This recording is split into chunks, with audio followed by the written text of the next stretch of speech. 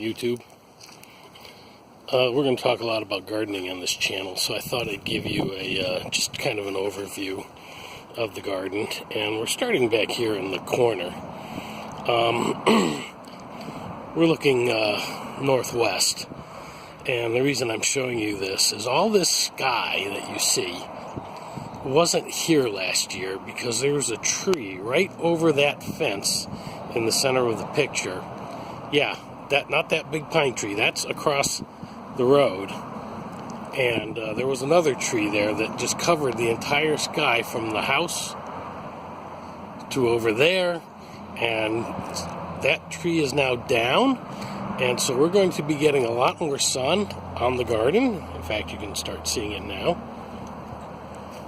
And it's January, and the Patriots are doing a number on the Chargers, and I'm out here making a YouTube video. I want to show you this little grove of trees here. And what this is, you can see that I'm growing the trees very straight. And then what they do is they provide me with a free supply of garden stakes that I can use to stake things up in the garden. This is the dark corner. With the tree gone, though, it's going to be rather light, and I should be able to extend the garden a little bit more in that direction. That rock right there is traditionally where the tilled end of the garden is. I should be able to get another 3-4 feet. I've got a sage plant here. The garden goes about 20 some odd feet that way, by the way. 10 feet to the lawn. Behind the sage plant here, I'm kind of buried down in here, it's hard to see, but I've got underneath this rock here, I made a little toad house. I don't think anybody's moved in yet. I'll show you how I did that in another video. It's, we got a lot of slugs. As you can imagine, when you bed down a garden like this with leaves, you tend to get a lot of slugs. And so fighting slugs is a big part of what I do in this garden. I'll show you how I go about that in another video. Over here is an interesting way to grow a lot of strawberries. You can see I have a pyramid built, a stair-step pyramid with the strawberries. I've got to clean this out. Again, it's January, and so it's looking kind of rough. It needs a good clean out. And then I have this chicken wire and hard to see the bird netting on top that flips over the side. I'll show you a little more about that later when we talk about strawberries. And you can see some of the strawberry plants escaped. They came out on runners and then established themselves down here, and so I'm like, well, okay, more power to you, and I let them live. Same thing on this side. So we get lots and lots of strawberries. Sage plant here, and that kind of forms a border between the main part of the garden and this panhandle here. And the panhandle here, I plant various things, get rotated through here. The rotation scheme is whatever I plant here goes there next year, goes on the other side of the sage plant the year after. So last year I had tomatoes. This year the tomatoes are going to be over there. This year onions are going to be over here. This is a couple of pots, and this is protecting an oregano that's growing in the lawn. However, I'll probably pull that up. I had a small garden right here, a little garden area right here, and I dug out some crabgrass, and then eventually it filled in with regular grass, and so I don't garden here anymore. But the oregano's left over from that. I have a couple of pots, and I'll show you what I grow in those pots. And then I have a hanging structure here. It's a double shepherd's hook, and the weight of this hanging pot requires a counter pull here. So I have a rope holding that end down so it doesn't just tip over. I've got a quinault strawberry growing in here. Okay, I don't know if you can see the label there, but I've got a little strawberry growing here. With the strawberries growing in that planter over there, I have a problem with slugs, and as you can tell by the cover, animals wanting to eat the strawberries. So I felt that maybe growing hanging strawberry plants would be a way to get strawberries without having to deal with the pest control issue. So this is an experiment, but I got no fruit off of it last year, but that's not unusual for the first year of a strawberry. So we'll run this for a second year. If all that is successful, I've got an old swing set over there, and I can't grow strawberries there. It's in the shade of my neighbor's tree, but I could certainly put it over here, and I never really grow anything tall here, so I could put it here, still use the dirt at the bottom, and grow hanging strawberries along there. Stair-step planter. Saw this, I don't remember what Katie's last name was. Someone named Katie posted plans for this on her website. I saw it and I said, I need one of those, and built one. And since then it has been repeated over and over and over and over again. But it's a heck of a nice thing to have, and what I ended up planting in here are herbs. I've got oregano, which winters over nicely. When it starts to warm up, I'll cut that down and get all good new growth. You can see there's, you can't see because I'm in the shadow of it, but you see the dark spots on that one there.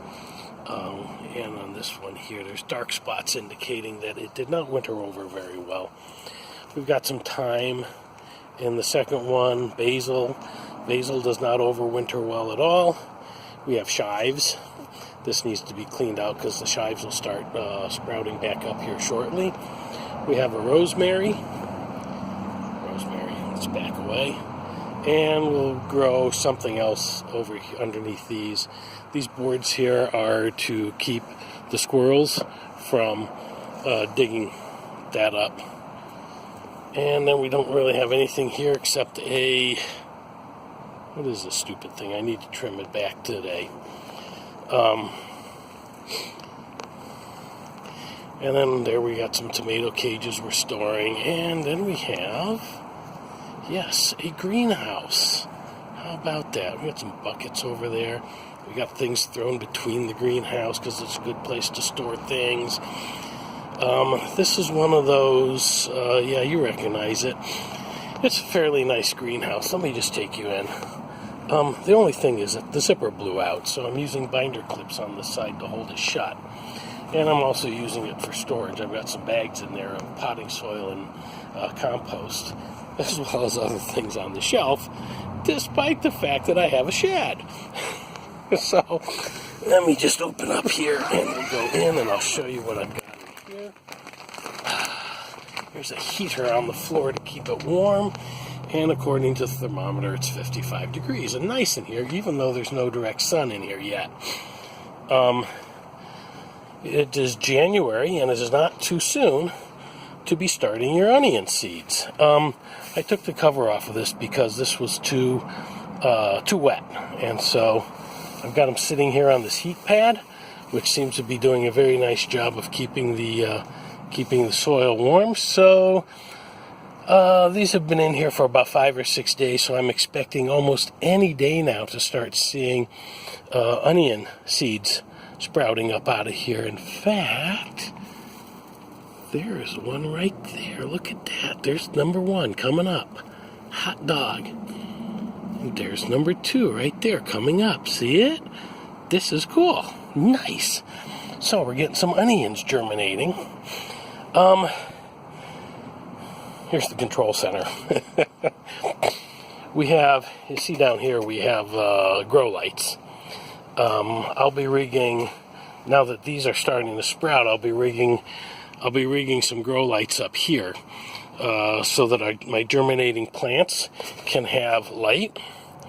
Got some timers. This is the light timer. I was using this as an imperfect way of controlling this. Let me show you what this is. It's a hour-by-hour peg timer, which allows me to turn things on and off according to an hour-by-hour schedule. I thought that using that to control the heater might keep the greenhouse warm. Didn't work that well. As you can see, I've got a thermometer there. This thermometer, since I instead started using a thermocube to regulate the heater, has been consistently 10 degrees warmer this year than last year so far. I've only had it running for about 2 weeks. So just a cheap little heater set up on cinder blocks to keep it off the ground so it doesn't suck dirt into it. Set for low. It's just not for this small space. It's set for its low speed and low heat setting. That's all you need. Just in case you're wondering, this is corrugated plastic signage. By hanging the thermometer here against the greenhouse, the temperature, it was basically reading the temperature from outside the greenhouse. And so by putting this corrugated plastic, it provides a level of insulation against the outside temperature, so it reads the inside temperature more accurately. Anyways, we'll talk a little bit more about that in another video. And then we complete the run by showing you, let me zip this up. We'll complete the run by showing you the shed. Just a metal shed with my stuff in it. This, however, I think I will show you this. This is a compost bin. I make compost in this bin. I have another bin over there, which I'm not going to show you right now. But I've got some more stuff to add to that, so I might make a video on how I do the composting. But you can get an idea by looking through the side here to see how I put layers of dirt and compostable material and just keep layering it, and it slowly composts. I will make another video about that. And how do we get electricity to the greenhouse? Here, you can see the wire right here. It goes across the edge of there, down through the yard, and into the greenhouse. And yes, it is plugged into a GFI outlet. So that is the garden and the greenhouse and everything else. And we will be making many, many videos on this channel about the garden. There will be other topics as well, but I thought I would introduce you to the garden. Thank you.